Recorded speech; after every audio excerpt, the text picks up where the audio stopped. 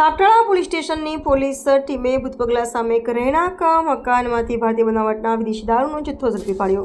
ભારતીય બનાવટનો વિદેશી દારૂની બોટલો નંગ 1416 જેની કિંમત ₹2,88,744ના મુદ્દામાલ સાથે એકને ઝડપી પાડી એક સહિત 3 વિરુદ્ધ ગુનો દાખલ। દેવગઢ બરિયા તાલુકાના સાપટાળા પોલીસ સ્ટેશનની પોલીસ ટીમે ભૂતબગલા ગામે રહેણાંક મકાનમાંથી ભારતીય બનાવટનો વિદેશી દારૂનો જથ્થો ઝડપી પાડ્યો, જે દાહોદ જિલ્લા પોલીસ અધિક્ષક રવિરાજસિંહ જાડેજાએ બુટલેગરો તેમજ ગેરકાયદેસર રીતેની પ્રવૃત્તિ સાથે સંકળાયેલા ઇસમો ઉપર જરૂરી વોચ તપાસ રાખી પ્રોહિબિશન તેમજ જુગારના જેવા કેસો શોધી કાઢી કામગીરી કરવા આપેલ સૂચના અનુસંધાને સાપટાળા પોલીસ સ્ટેશનના પોલીસ ઇન્સ્પેક્ટર જીબી પરમાર નાઓએ તમામ બીટ અને આઉટપોસ્ટ ઇન્ચાર્જ તેમજ સર્વેલન્સ સ્ક્વોડ નાઓને વધુમાં વધુ પેટ્રોલિંગમાં રહી પ્રોહિબિશનના કેસો શોધી કાઢવા જરૂરી સૂચનાઓ આપી સ્ટાફના માણસો સાથે ખાનગી વાહનમાં પેટ્રોલિંગમાં હતા। તે દરમિયાન સાથેના કોન્સ્ટેબલ સંજય સરતનાઓએ ચોક્કસ મળેલી બાતમીના આધારે ભૂતબગલા ગામે